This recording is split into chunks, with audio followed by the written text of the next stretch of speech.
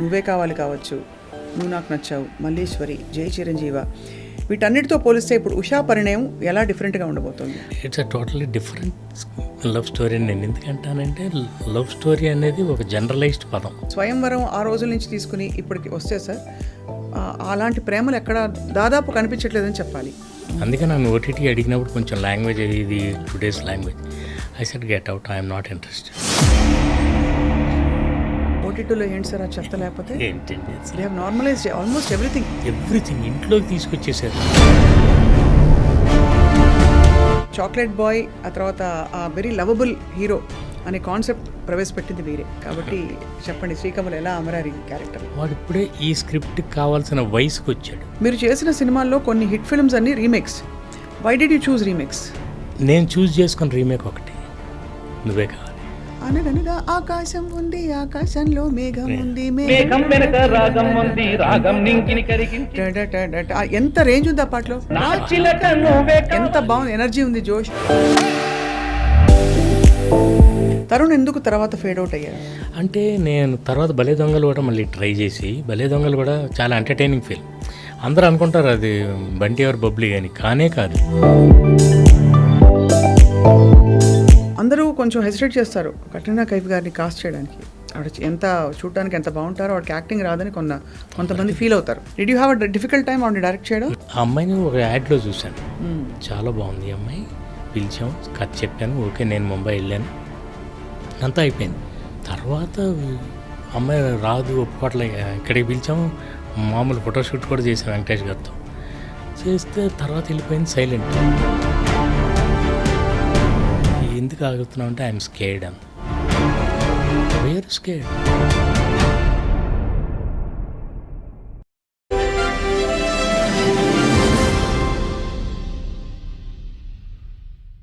అందరికీ నమస్కారం, hello, hi, welcome and welcome to silver screen legends. 90వ దశకం 2000 సంవత్సరం నుంచి 2010 లోపు వచ్చిన కొన్ని సినిమాలు లవ్ రెవల్యూషన్ క్రియేట్ చేశాయి తెలుగు చిత్ర పరిశ్రమలో. ఆ రెవల్యూషన్లో దాని వెనక ఉండే విప్లవకారుల్లో కీలకమైన వ్యక్తి ఎవరంటే దర్శకులు, national award winning director and film maker K Vijayabhaskar గారు.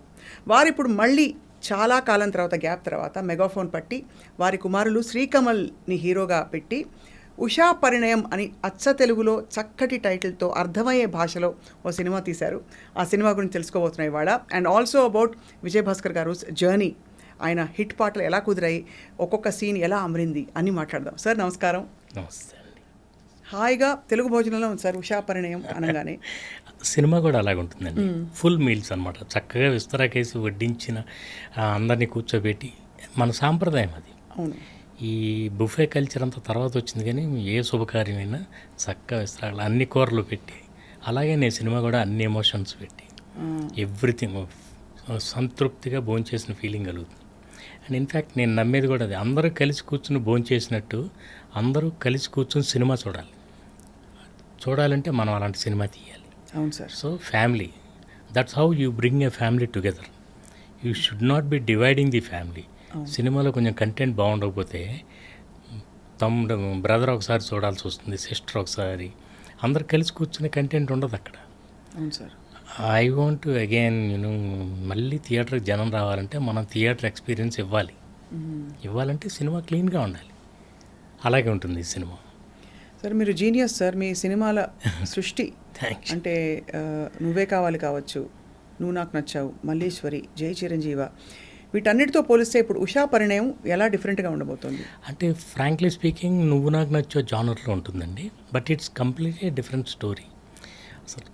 కాకపోతే మీకు ఆ సినిమా ఎంత రియల్గా ఉంటుందో, ఆ క్యారెక్టర్స్ ఎంత మెమరబుల్గా ఉంటాయో, ఇది కూడా అలా ఆ క్యారెక్టర్స్ బాగుంటాయి, చాలా హాయిగా ఉంటుంది. యూ వుడ్ వాంట్ టు, ఇప్పుడు నువ్వు నాకు నచ్చాలో స్పెషాలిటీ ఏంటంటే you want watch it time and again. అవును, వెంకటేష్ గారి యాక్టింగ్ కానీ, మ్యూజిక్ కానీ, ఒక్కొక్క సాంగ్, ఎవ్రీథింగ్. అండ్ అట్లా అందరు టెక్నీషియన్స్ కలిసి we made a beautiful film. 25 years తర్వాత కూడా మీరు దాన్ని ఎంజాయ్ చేస్తున్నారు. ఇది కూడా అలాంటి సినిమా. నాకు ఇలాంటి సినిమాలు తీస్తే లాంగ్ విటీ ఎక్కువ ఉంటుందని నా ఫీలింగ్. కానీ లవ్ అనే పదానికి నిర్వచనం బాగా మారిపోయింది ఇవాళ రోజుల్లో. కరెక్ట్. మీరు స్వయంవరం ఆ రోజుల నుంచి తీసుకుని ఇప్పటికి వస్తే సార్ అలాంటి ప్రేమలు ఎక్కడ దాదాపు కనిపించట్లేదని చెప్పాలి. సో మరి ఈ ఉషా పరిణయంలో ఎలాంటి ప్రేమ ఉంటుంది? నేను నిజం చెప్పాలంటే ఈ సినిమాకి మొన్న ప్రెస్ మీట్లో కూడా చెప్పాను, మై డెఫినేషన్ ఆఫ్ లవ్. ప్రేమ అంటే అర్థం మారిపోయిందని కరెక్ట్గా చెప్పారు మీరు. ఇవాళ అమ్మాయిలంటే కొంచెం రెస్పెక్ట్ తగ్గిపోయింది. ప్రేమ అసలు ఎక్స్ప్రెస్ చేయటమే ఆ రోజుల్లో చాలా అసలు కలోజల్ ఎంత కష్టంగా ఉండేదో, అలాంటిది ఈ రోజుల్లో తేలికైపోయింది. నువ్వు ఒక SMS అది చేయటం, ఇంకోళ్ళతో మాట్లాడితే అమ్మాయి మీద దాడి చేసేస్తారా? అవును. అంటే బేసిక్గా నా ఫీలింగ్ ఏంటంటే వాడు, అందుకే నేను మొన్న ఒక టీవీ ఇంటర్వ్యూకి వెళ్తే చెప్పాను, మీ అందరినీ నేను రిక్వెస్ట్ చేస్తున్నాను, మీడియా ద్వారా నా చిన్న విన్నపం, ఏదైనా ఇట్లాంటి న్యూస్ వచ్చినప్పుడు మీరు ప్రేమోన్మాది అని రాస్తున్నారు, ప్లీజ్ ఆ ప్రేమ అనే ప్రిఫిక్స్ తీసేయండి. ఉన్మాది మాత్రం, అందులో ప్రేమ లేదు, వాడు ఓన్లీ ఉన్మాది. అండ్ వాడు కేవలం అంటే దట్ ఈస్ కాల్డ్ పొజెసివ్నెస్. అది ప్రేమ కాదు. ప్రేమ అంటేనే where there is violence it's not love. If it is love it is not violent. It cannot be violent. Violence ఉంటే అది ప్రేమ ఎలాగవుతుందండి? That's my point. అందుకని మీడియా అంతా మనం గ్లోరిఫై చేయకూడదని చెప్తున్నా. ప్రేమ అనే ప్రిఫిక్స్ తీసేయండి, వాడిది ఓన్లీ ఉన్మాదం. అండ్ గర్ల్స్కి ఉన్న రెస్పెక్ట్ మనం అది ఉంటేనే అందం. అవును. అండ్ నాట్ బికాస్ అంటే అదేదో పద్ధతిగా చెప్పడం అని కాదు, నేను అందమైన క్యారెక్టర్స్ చూశాను. I think the most beautiful thing in this world is the woman. అలా తల్లిని, అక్కని, నా ఫ్రెండ్స్ని, ఫ్యామిలీస్ని చూశాను నేను. I have seen great characters. Unfortunately వాళ్ళు ఎవరు లేరు ఇప్పుడు. మా మదర్ కానీ, మా పెద్ద అక్క కానీ, వీళ్ళందరూ బుక్స్లో రాసినట్లు ఉండేవాళ్ళు.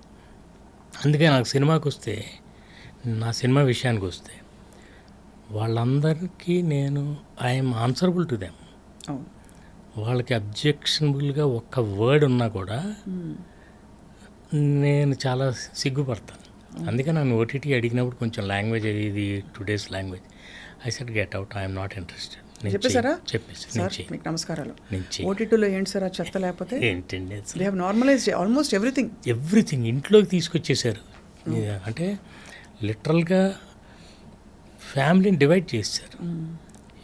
ఇంట్లో సినిమా చూస్తున్నా కూడా ఒక్కొక్కళ్ళు చూడాల్సిన పరిస్థితి. ఫ్యామిలీ సినిమా అనే అందరూ టైటిల్ చెప్తారు కానీ ఒక్కొక్కళ్ళు ఫ్యామిలీలో ఒక్కొక్కసారి చూడాల్సిన సినిమాలు. డైలాగ్స్ ఏంటి అంతా అసలు చాలా జుగుప్సకరంగా ఉంటుంది. ఇంకోళ్ళ గురించి మనం కామెంట్ చేయలేం కానీ నా వరకు అర్థమైంది సార్. కానీ అంటే ఉషా పరిణయం అనే చిత్రంలో మీ కథ ఎలా ఉండబోతుందని. ఎందుకంటే ప్రేమలో ఎప్పుడు కాన్ఫ్లిక్ట్ ఎక్కడో అక్కడ వస్తుంది. కాన్ఫ్లిక్ట్, మిస్అండర్స్టాండింగు, అదంతా క్లియర్ చేసుకుంటూ ముందుకెళ్తేనే ప్రేమ. ఉత్తుత్తి మామూలు పరిస్థితుల్లో ప్రేమ ప్రకటించుకుంటే దాని డెప్త్ ఎంతో తెలియదు కదా సార్.